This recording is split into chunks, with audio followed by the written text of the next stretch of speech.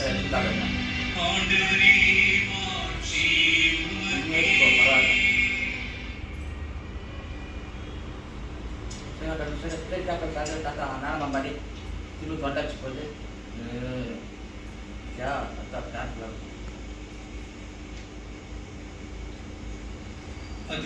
21 இறை வார்த்தைகள் 1 முதல் 14 முடிய.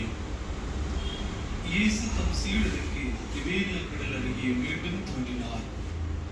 அவர் தோன்றியது இவ்வாறு: சீமோன் பேதுரு, திரீம் எனப்படும் தோமா, கலிலேயாவில் உள்ள கானாவை சேர்ந்த நத்தனியேல், செபதேயுவின் மக்கள் ஆகியோரோடு இயேசுவின் சீடர்கள் வேறு இருவரும் கூடியிருந்தனர்.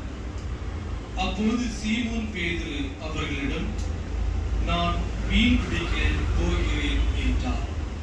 அவர்கள், நாங்களும் உம்மோடு வருகிறோம் என்று போய் படகில் ஏறினார்கள்.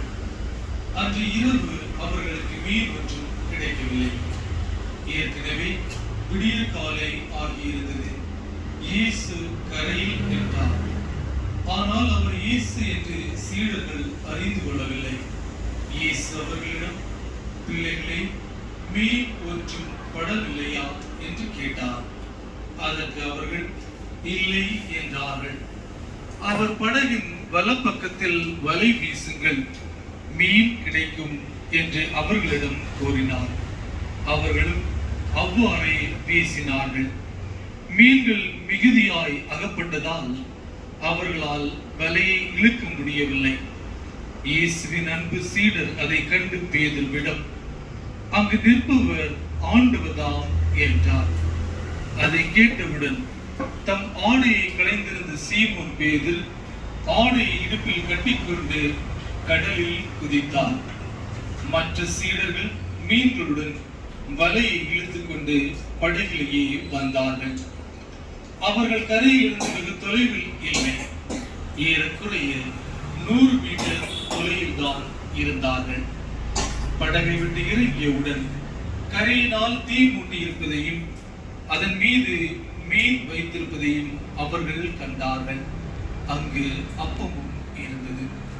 இயேசு அவர்களிடம், நீங்கள் இப்போது பிடித்தவற்றில் சில மீன்களை கொண்டு வாருங்கள் என்றார்.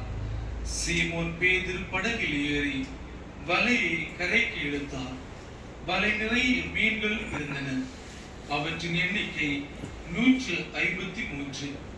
இத்தனை மீன்கள் இருந்தும் வலை கிழியவில்லை. இயேசு அவர்களிடம், உணவருந்து வாருங்கள் என்றார். சீடர்கள் எவரும் நீர் யார் என்று இயேசுவிடம் கேட்க துணியவில்லை. ஏனெனில் அவர் ஆண்டவர்தாம் என்று அவர்கள் அறிந்து கொண்டார்கள். இயேசு அவர்கள் அருகில் வந்து அப்பத்தை எடுத்து அவர்களிடம் கொடுத்தார். மீனையும் அவ்வாறே கொடுத்தார்.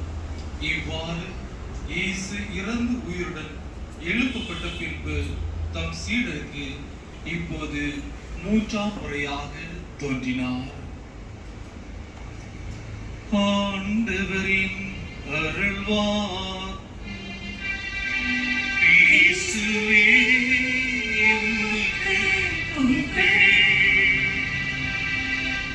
உயிர்த்த நம் ஆண்டவர் இயேசுவில் என் வாஞ்சைக்குரிய சகோதர சகோதரிகளே,